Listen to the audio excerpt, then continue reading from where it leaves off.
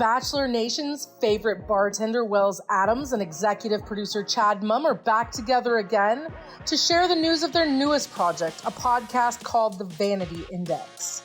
The pair have worked together before on a Netflix foodie show called Best in Dough, and now they're making magic again.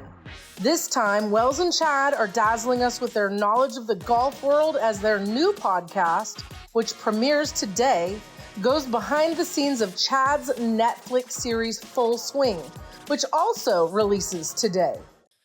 And I'm starting with Wells because I have to. You're the guy, you know. No offense, Chad. You're great. You're great. I love your show. Chad, get the hell out of this interview. I know. Just what are you doing here? My first question really is for Wells. Bachelor Nation obviously knows you as the favorite bartender. I was surprised to find out that you were golfing. When I started doing my research for this, I found out you've been golfing forever, since way before Bachelor. What can we expect to learn from you or about you on your new podcast, the Vanity Index? Yeah, so, I think two parts. The Vanity Index podcast, one is a companion piece to the Netflix hit show Full Swing. So they're in the third season, of which Chad has created this absolute juggernaut of a television show on Netflix. That's like kind of the behind the scenes, sports documentary about what it's like to live as a professional golfer. There's 7 episodes in season 3.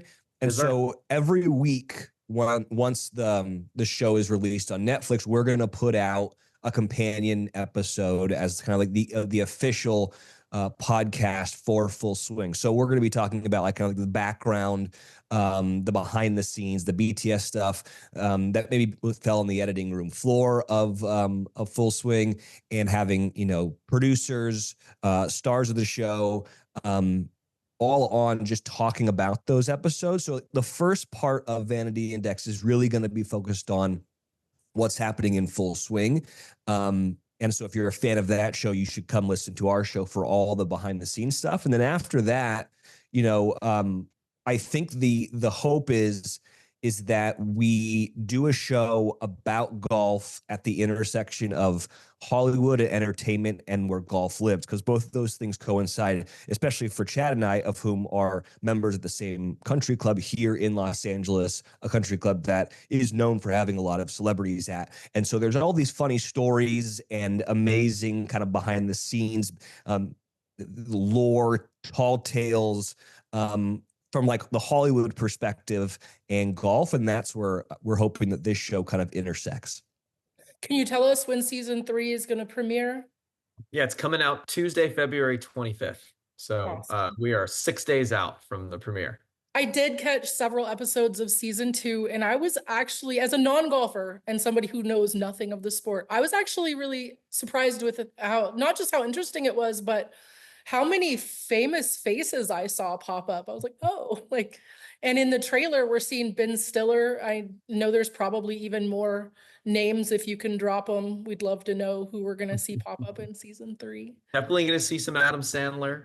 Yeah, definitely going to see Ben Stiller. We were filming Full Swing. A bunch of the golfers were in the movie, in the Happy Gilmore 2. And actually, I was one of the producers on the film, kind of helping to bring all these pro golfers into the movie. And so we spent, a couple months in the fall with Adam and the entire crew of Happy Gilmore 2 shooting all these golfers, making their first big cameos really in a big Hollywood movie. So it was fun for me being in their business all, the last 3 years, just basically bothering them in their place of work. It was fun to kind of have a little role reversal where they got to come into kind of my business and be a little uncomfortable on a movie set for a little bit, but they did great. It was super fun. And it's so cool, as Wells was mentioning, like famous people, celebrities, like they've played golf forever, all the way back to sort of Bing Crosby, and Bob Hope used to tour in the 40s with his golf club, but now they're doing it on Instagram, and all of a sudden, everybody started playing golf during the pandemic, and you see like athletes and musicians and celebrities, they're obsessed with golf, and they look super like swaggy in their golf gear, and they're posting pictures and they're talking about it. And, we felt like there's so much overlap between golf and sort of celebrity culture. It's kind of shocking, like people who play golf that you never knew about. And so we felt like the world needed like a show that really kind of brought those two things together and kind of told some of the funnier stories from sort of celebrities playing golf. And the name actually comes from a bit of a golf term. So if you play golf regularly, you have like a handicap, and it's called your handicap index. And so it's basically allows like a good golfer to play with kind of a bad golfer and actually compete head to head, because the good golfer gives a bunch of strokes to the I realize how that sounds, but gives a bunch of shots to the lesser golfer, and they can actually compete. And there's a thing called having a vanity index, where you basically say that you're better than you are.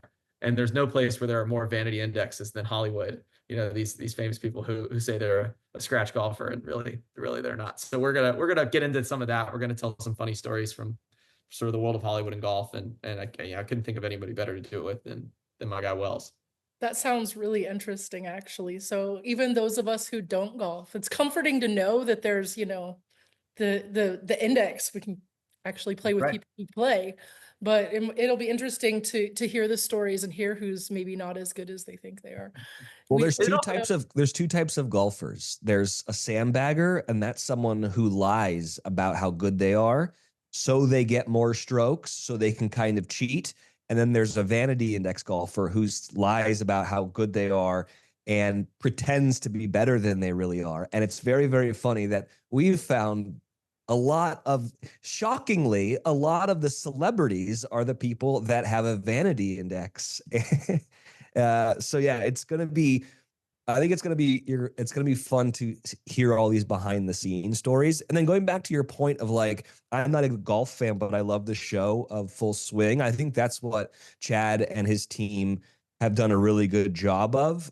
Like he also makes a show called Drive to Survive, which made everyone all of a sudden be like into like race car driving. That like I can't tell you how many girls are like, oh my God, do you know Chad? He makes that show. I love that show. And like talking to me about all these drivers that they would have never cared about in the past. And I think that Netflix and Chad are doing a very good job of taking something that it might be niche and making it really, really palatable for everybody. And so yeah, if you find yourself kind of being obsessed with Full Swing, then yeah, come over and listen to the podcast and hear the behind the scenes. Because so much, like this, Shawnee, like as someone who watches like Bachelor or Bachelor or Bachelor in Paradise, so much of the good stuff gets left in the cutting room floor. One, it like for me specifically, like ABC like won't allow us to put that out, or like we ran out of time, or like it's just not that interesting, but it's so funny. And so like for my other podcasts where I do talk about like reality shows, I think that's the things that a lot of fans of the show want to hear is the behind the scenes stuff and the really, really funny stuff. Like the funny stuff that happens for me behind the bar in Paradise is always like a huge viral moment. And so I think we're trying to do that again here, where if you're loving the show Full Swing, these are the things you might have missed or we didn't get to kind of focus on because we ran out of time. Right. I love that. I love that. And it really does speak to your talent as a filmmaker when you can draw in people who have zero interest in golf, zero interest in racing. And now all of a sudden we have a knowledge of it. That's great. I love that. Yeah, just what, good human stories, like being relatable, and then getting thrown into these athletic competitions where the stakes are really high and there's millions of dollars at stake, and it's a fun, sexy lifestyle. Golfers, they've always been sort of pigeonholed as like being kind of boring and like anything. So my partners on Full Swing are the guys that do Drive to Survive, and they're from the UK, and I met with them once, and they weren't really into golf either when we first started working and talking about making Full Swing, and they said something I thought I really appreciated. They're like, the fact that most general fans of like entertainment think that golf is boring is a huge opportunity for us, because that means we can kind of subvert that in the first like 5 seconds of it, because they know enough and we know enough that once any pro sport, any athlete, like they're type A, and it's way more interesting than you think. Even a sport that you might kind of think is boring like golf, you pull back the curtain just a little bit and you're like, I had no idea. And so it's been a lot of fun. It's been great to make it. And then we've now sort of taken that to this next step of like of just sort of bringing the world of Hollywood and celebrity together with golf. And golf is just this unique thing that is actually unlike other sports. Like you can't just hop in an F1 car and like race around a track, but anybody can go pick up a club and go try it out and go hit. And golf is like a funny way of like revealing who you are as a person. There's no place to hide out there. I mean, Wilson and I played a lot of golf together. It's like there's just really no place to hide, and you're exposed in a really interesting way. And for people who are used to being famous, it's a uniquely maddening sport, because you just can't perfect it ever. It doesn't matter if you're Tiger Woods or Rory McIlroy or Wells Adams or Chad Mumm. It's like you're just never going to beat it. And so how you manage yourself out there leads to some funny stories for sure. Right? I mean, they're actually building a Topgolf down the street from my house. And I'm tempted to go down there. It's been suggested as a great place for women to meet decent single men. Oh So yeah. if you I see bet me on out there, that. I bet on that. Go give it a try. It's a Yeah, lot of give it a fun. Topgolf is shot, fun. right? So, Wells, I did have to comment on your Grammys red carpet, your Grammys red carpet appearance. You showed us your swing on the red carpet. Was that a Yeah. bit of foreshadowing about what was coming up? Because I know they told me like we can't tell anybody about this yet, so nobody really knows about the Vanity Index yet. Were you letting people kind of know what was coming? I mean, not really. I'm not like that cerebral with my glam bot appearances. Honestly, I've done the glam bot so many times that I've never looked cool. And I thought, well, I'm going to do something that I know I can do. I know I can swing a golf club, right? And like the glam bot is super slow mo, right? So my thought also is I'll be able to see some of the problems that I have with my swing if I use the glam bot in this manner. The saddest part about the whole thing is I've probably done 15 glam bots with myself or with my wife, and this is the coolest one I've ever done. Like I've never looked cooler than this one. So and I know the guy Cole that does it. Um, I've met him so many times, and then we did one together where we're swinging because we both play golf together. And yeah, so it was just no, it wasn't me teasing this, but we're going to use it for sure. You should definitely use it. Your golf swing looked great to me. I mean, It does. You got a great swing. Yeah. Clearly the comment section was very impressed with your video. So now Chad, back to you, Chad. A lot of people that are going to be watching this are probably meeting you for the first time face to face, but don't realize that we know you. Like I mentioned earlier, I've been watching an update on our family and I'm absolutely in a chokehold. My question to you is, do you have more projects coming out along those lines, things that we need to look for? There's a lot that you've done that we know. Appreciate it.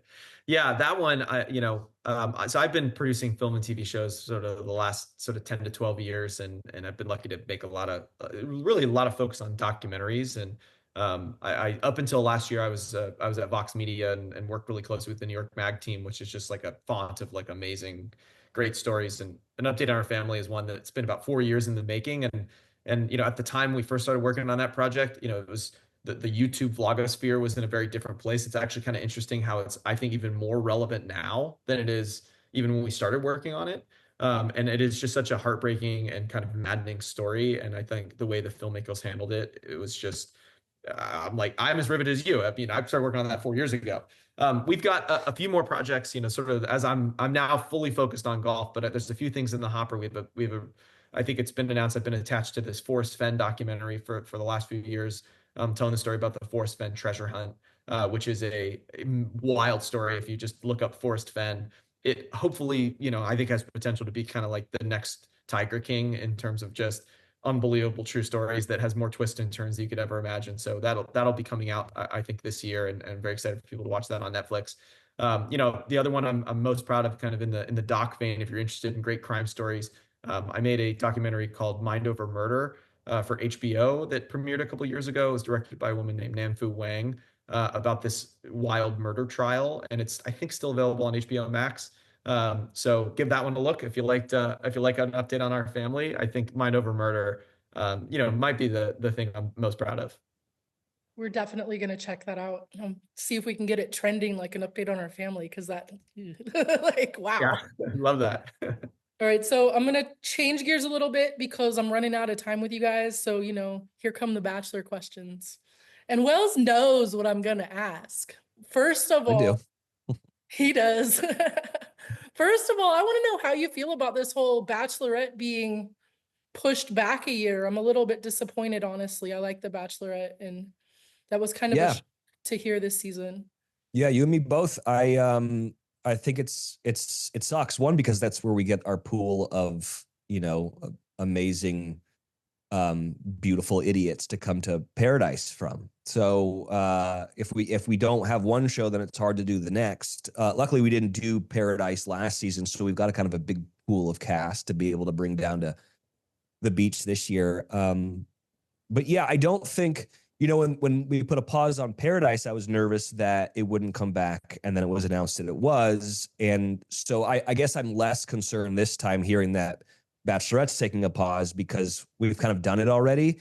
And I think it comes down to logistics. The crew isn't big enough to make all of these shows, right? Because it used to just be Bachelor, Bachelorette, and Bachelor in Paradise. But then we opened it up to Golden Bachelor and Golden Bachelorette. And there's not enough time in the year and there's not enough crew on the ground to be able to make all of them at the same time. So I think you have to pick and choose.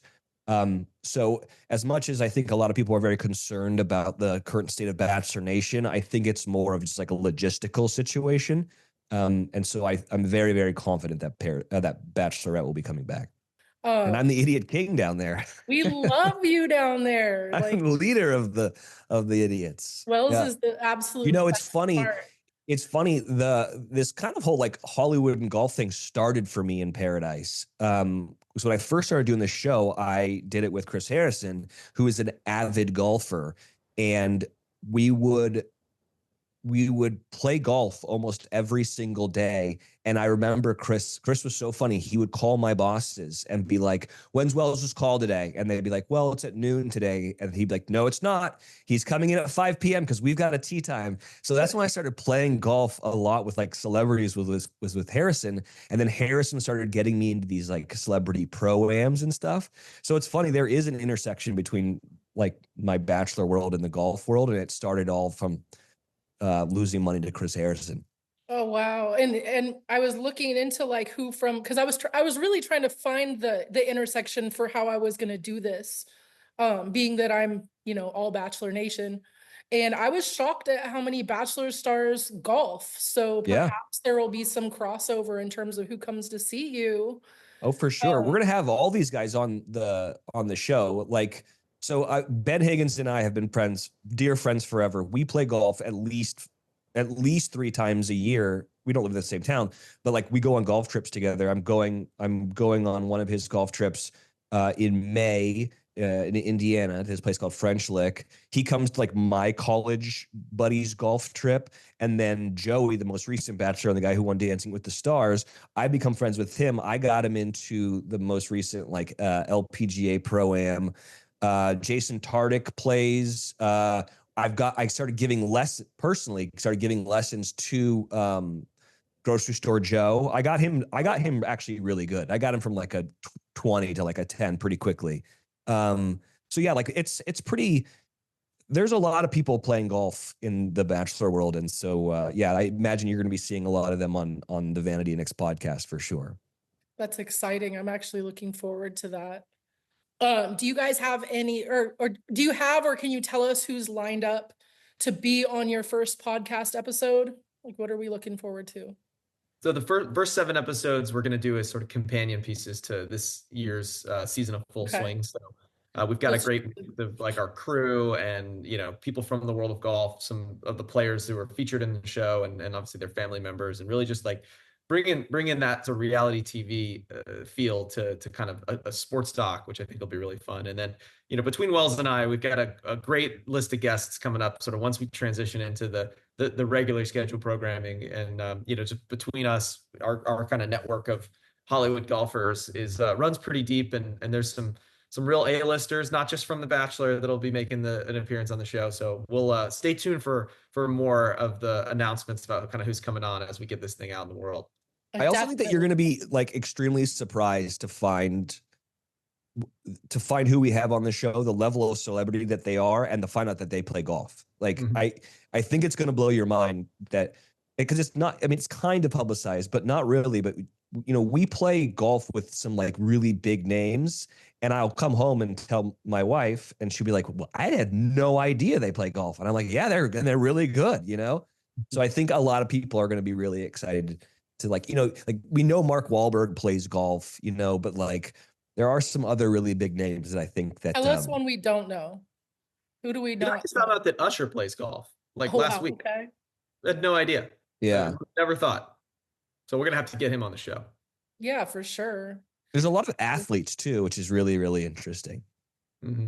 I mean, that makes sense. That makes sense that they would. Yeah. I really appreciate this from both of you. I loved getting to know you, Chad. Thank you so much. Thank And you so much, Wells, Johnny. of course, this was such a pleasure, and I will be bragging about it forever.